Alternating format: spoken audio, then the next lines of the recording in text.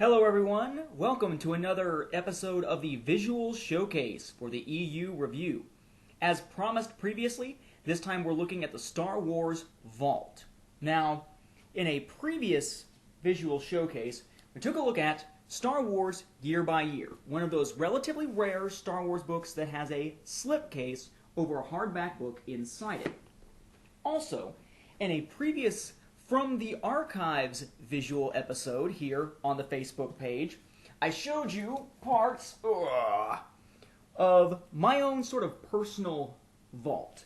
You may recall that when we looked at that segment that was also aired on Star Wars Action News, when I go through my own sort of personal Star Wars collection vault here, what we find is a whole bunch of stuff coming from when I produced Equals and Opposites, or when I wrote Equals and Opposites. It even has this little letter over here with some information that was sent to me that says, for your binder, drop me a line when you get these, etc., etc., etc., from Jeremy Barlow.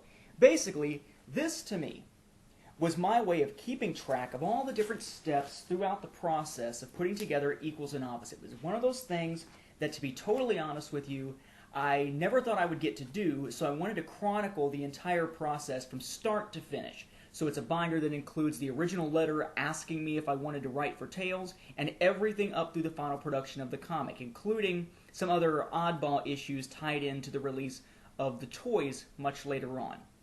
So we're not really entirely unfamiliar at this point with the idea of Star Wars items that, to quote Indiana Jones, belong in a museum, right? Well, just in case you don't happen to have your own Star Wars museum, like, say, the Smithsonian that Arnie Carvalho of Star Wars Action News has been creating with his wife Marjorie, it's very rare to get a chance to see Star Wars stuff in a sort of exhibit-style setting. We might see them on our bookshelves, we might see Star Wars comics in different boxes full of many, many, many of them, but it's very rare to see Star Wars in a museum-style setting unless you got a chance to go see some of those traveling exhibitions or the exhibition at the Smithsonian. And certainly, those are things that you have to go to rather than having those things come to you. That is where the Star Wars Vault comes in. The Star Wars Vault is another gigantic slip-cased item here. This one is written by Steve Sansweet with Pete Vilmur along with him in this case, though Sansweet, of course, gets the largest credit. He's sort of the most well-known Star Wars collector ever, and of course works with and for Lucasfilm.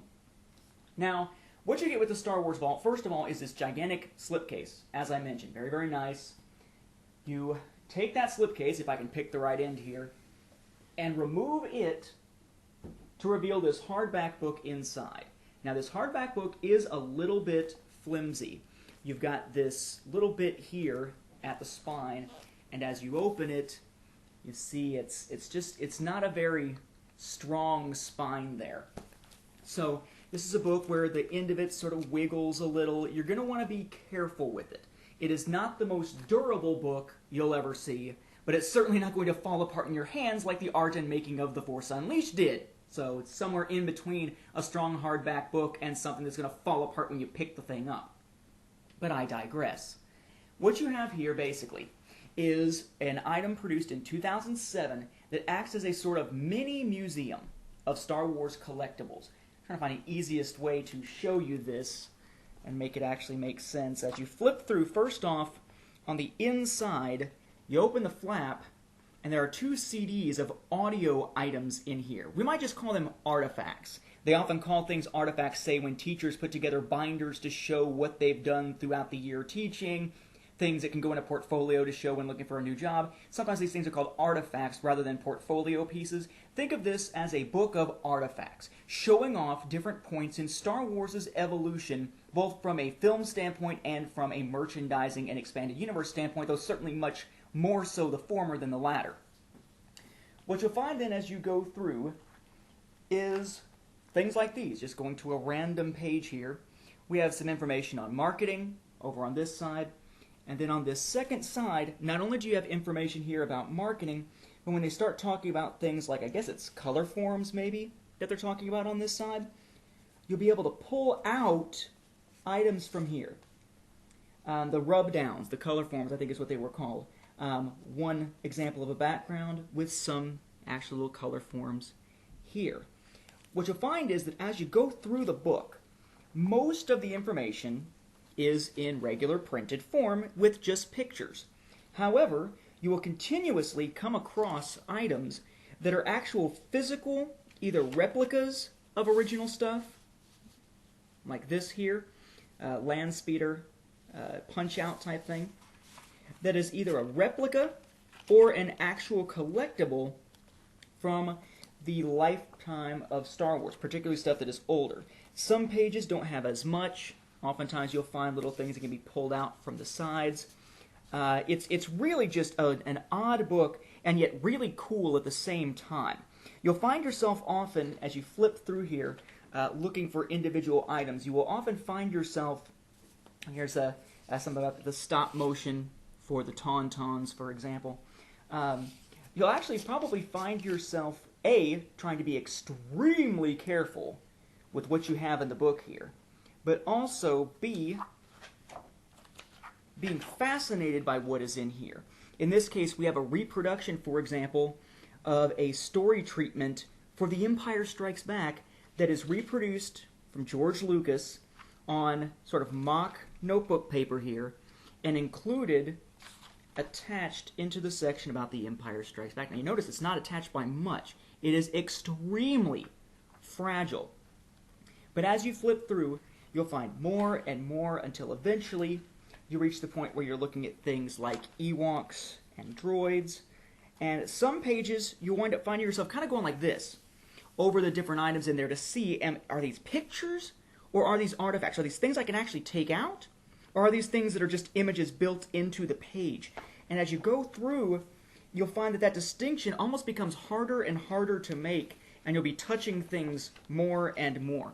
You have, for instance, I guess it's an animation key. It's hard for me to read it upside down here that you can pull out from C-3PO and R2-D2 from droids. You have, I find this highly amusing, in here, if I can get to it, trying to remember which page it's on, upside down. You have a barf bag from Star Tours that's in here. I mean, it really is just a bunch of very odd items. But what it does is it's not so much a book that you would read. I mean, you could read it. But you're going to find that you're probably just going to jump to the pages that you really find most interesting and check out the items on those particular pages. And oftentimes find yourself pulling things out of the individual vault pages. The thing about this is not a book that you would want to travel with. There are tons of artifacts in here. Problem is that, again, the book itself, notice here if I show you the edge, it doesn't totally line up. It shifts quite a bit. Because of the weight of the book, because of the stock of the pages and all the stuff carried in it, it is, like I said, it's a little flimsy. I'm not saying it's going to fall apart or anything like that, but it is not as secure a binding as you would probably expect.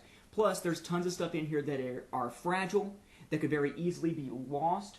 You could very easily find yourself buying this, and if you're not careful with it, losing much of the items that are in it. You must be careful with this. Very much like you would in a museum, making sure you don't accidentally break something and wind up then breaking your bank account by having to pay for all the stuff that you destroyed, like bumping into a T-Rex skeleton or something. So, what you have here is a very unique Star Wars item.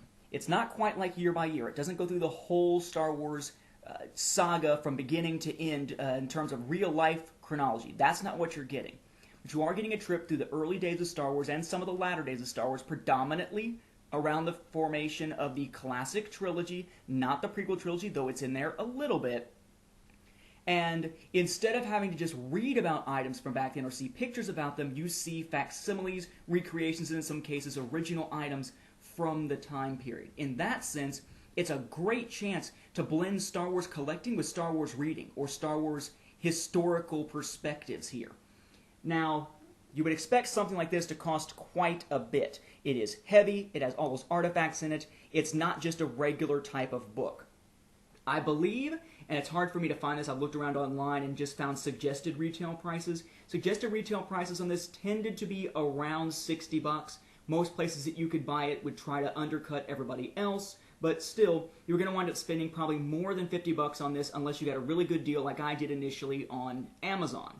But it is the Star Wars Vault here.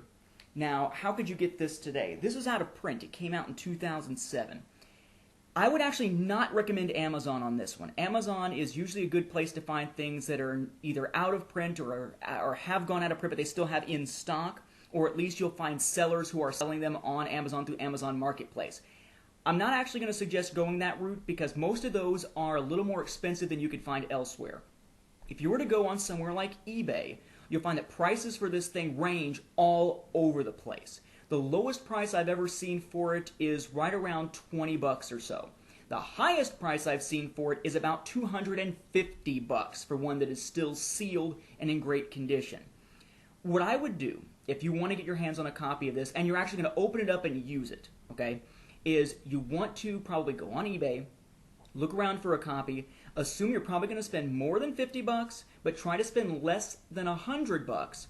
But whatever you do, you need to make sure you contact the seller if it's not in the actual listing to determine whether or not it still has everything in it and whether or not it is still in good condition and whether it is still sealed. Sealed is going to run you more, but you know that everything is inside it. Otherwise, you need to make sure that whoever it is you're buying it from has left all the artifacts in it, that you're not going to wind up having something that is half done. That's the one bad thing about trying to go through a place like eBay rather than trying to get it through a bookseller that would be selling it sealed in its original form. It is definitely something I would highly recommend to a Star Wars collector, someone into Star Wars background, Star Wars history. It's not necessarily something an EU collector is going to be heavily into because it's much more about the films than the EU. But as far as unique Star Wars items, looking back at the production of Star Wars itself, it's very hard to beat this one. I would say only year by year, and very few other items actually are things that I would add to my collection before adding this one if you're into seeing the development of the Star Wars saga on film and all the little items that came with it over the decades. So, check out the Star Wars Vault. Again, probably between 50 and 100 bucks if you're trying to get it. Be careful that you are getting one that is complete or is still sealed. And I'll be back again very, very soon for a new visual showcase here for the EU Review, this time taking a look at the 3D Owner's Guide for the Millennium Falcon. Good night, everybody.